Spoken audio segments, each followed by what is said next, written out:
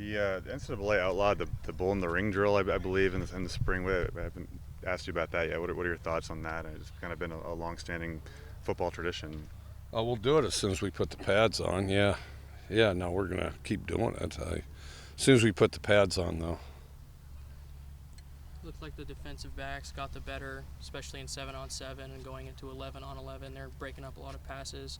Do you think that was quarterbacks making bad reads or just good play all around? I thought it was good play all around. I thought we moved the ball pretty well. We got some explosives. I thought they were competitive the whole time.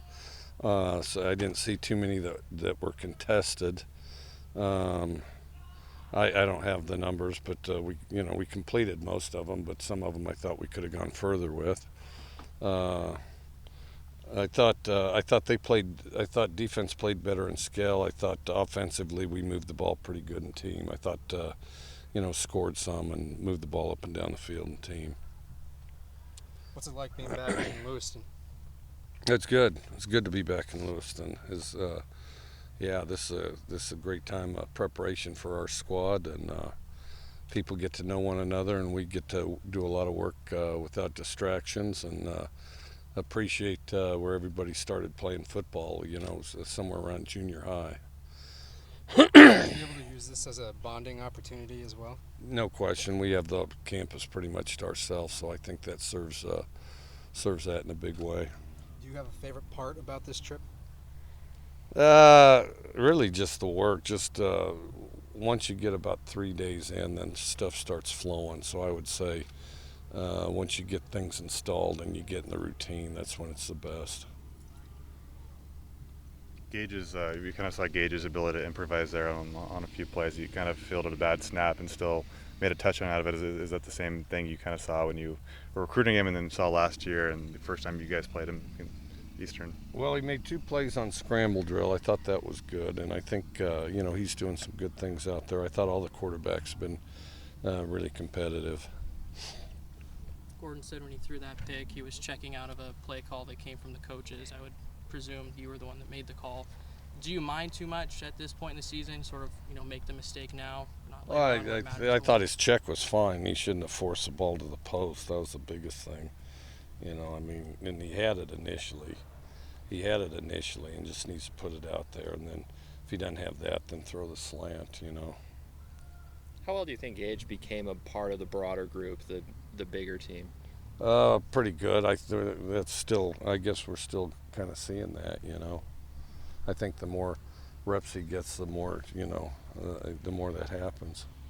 Is this something you guys are looking at down the road, maybe more transfers at quarterback or whatever it might be, or do you guys want to sooner or later develop a younger guy into a 3-4 year type of role? We don't worry about how many years as much as who's the best one, so we're just going to look for the best one. If we have depth problems, we'll look outside. If we don't, then we're good there. So it just kind of depends. It depends what our depth's like.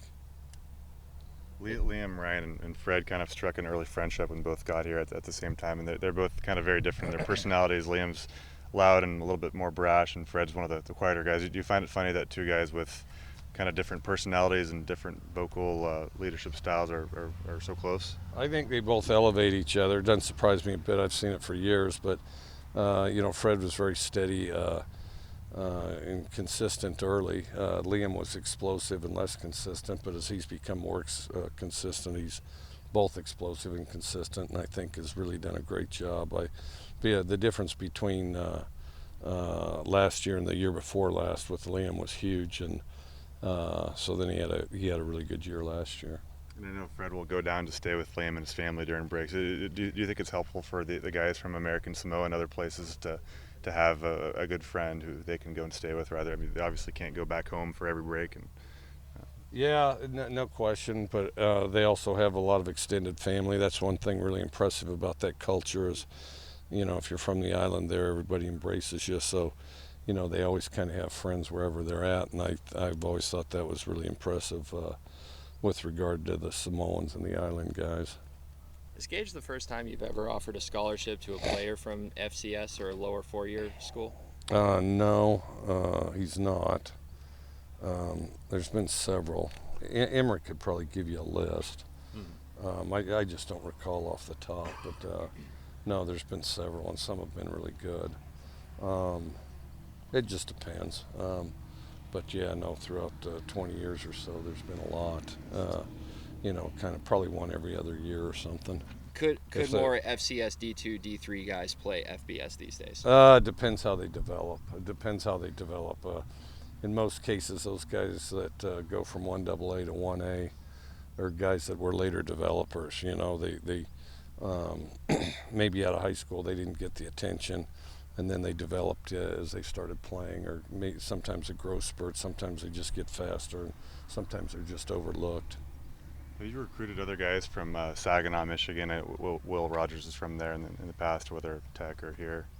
No, not that I'm aware of. If I have, I'm not aware of it. And if I have, it would have been a JC guy. Do you like his kind of style of communicating with people? He's pretty loud out there, and he's one guy you can always kind of hear his voice, and he likes to chirp at the offensive guys, and he keeps it kind of focused and fun, but he definitely kind of lets his voice be heard out there. Well, he's done a really good job as far as becoming a more consistent, explosive player, and he's awfully hard to stop out there. So he's really done a good job. When did you convert to being a fitted hat guy? I didn't really. If it fits, I wear it.